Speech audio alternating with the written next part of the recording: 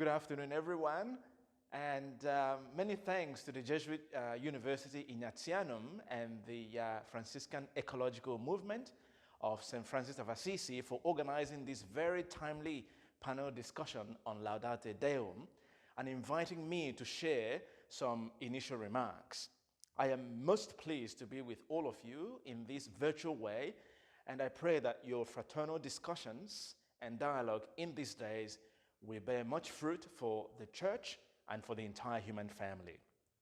8 years have already passed since Laudato Si, but with the passage of time, the reactions and steps taken have turned out to be increasingly insufficient, while the world that welcomes us is crumbling and perhaps approaching a breaking point. Our personal experiences and scientific evidence show us that the climate crisis is overwhelming, and we have already borne witness to the suffering caused by this trend for a long time. Global governance has been disappointing in its ability to adequately address this issue. So what is the way forward with the time we have left? This question is the heart of Laudate Deum. It is a call to action for personal changes, cultural changes, alliances, global agreements, and multilateral actions with real authority, all practical examples of walking together in the same direction. The apostolic exhortation is born from the encyclical letter Laudato Si, and in many ways represents its natural and organic development. Because of this, it's possible to understand Laudate Deum as an updated rereading of the climate analysis, one that is based on the appeal to ecological conversion already made in Laudato Si, and now transformed in the light of the teaching on social friendship and fraternity shared in Fratelli Tutti. We see these practically as Laudate Deum relies on core elements of both encyclicals. The text reunites with Laudato Si in the chapters that concern the advancement of the climate crisis, and it converges with Fratelli Tutti in identifying the causes and possible ways forward. The main passage is that of respect for our common home, always listening to the cries of the earth and the poor, to search for concrete and effective solutions. The text is urging all people of goodwill not to replace God in their relationship with creation. In fact, it is where the name Laudate Deum, which means praise God, comes from. It is a warning, because a human being who pretends to take the place of God becomes the worst danger to himself.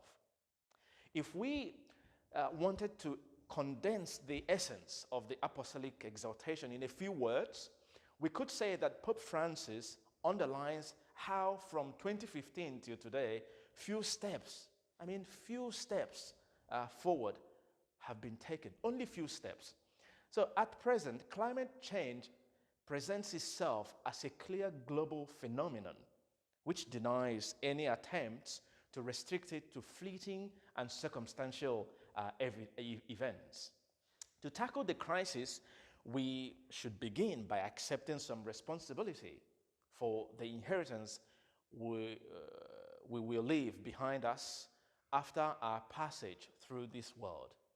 One of the greatest takeaways from the recent COVID-19 pandemic is the close relationship with other living beings and with the environment, so that everything is connected and no one is saved alone. As a human family, Pope Francis appeals to the planning of politics and civil societies, putting forward a concrete proposal as a possible way forward, namely that of a careful and realistic rethinking of multilateralism. Global cooperation is essential to address the climate crisis, and so multilateral agreements between governments are needed, but they're not enough. we also need more effective global organizations endowed with the necessary authority to ensure the global common good. Independent of interest, of course, we must recognize that current and past approaches are insufficient. Therefore, it is necessary, very, very necessary, to rethink how international decisions are made and legitimized. Over the decades, international conferences have been held to address the climate crisis, but they have fallen short in implementing agreements due to the lack of effective monitoring and sanctioning mechanisms. It is crucial to overcome the selfish posturing of governments for the sake of the global common good. The upcoming COP28 in Dubai could be an important turning point for everyone. However, the necessary transition, especially on energy issues, is not progressing fast enough. We need to overcome the tendency to look for isolated technical solutions, since we run the risk of remaining locked in the logic of patching, while a process of deterioration that we continue to nourish is advancing underneath. Those who need to intervene, governments and policymakers, must think of the common good, of the future of their children, rather than the circumstantial interests of some countries or companies. Because, in fact, what is the point of preserving today a power that will be remembered for its inability to intervene when it was urgent and necessary to do so? In conclusion, dear friends, the Holy Father calls on everyone, governments, civil societies, individuals, peoples of religious confessions, all men and women of goodwill, to engage with this transformation. And the Catholic faithful are especially reminded of their responsibility to care for God's creation.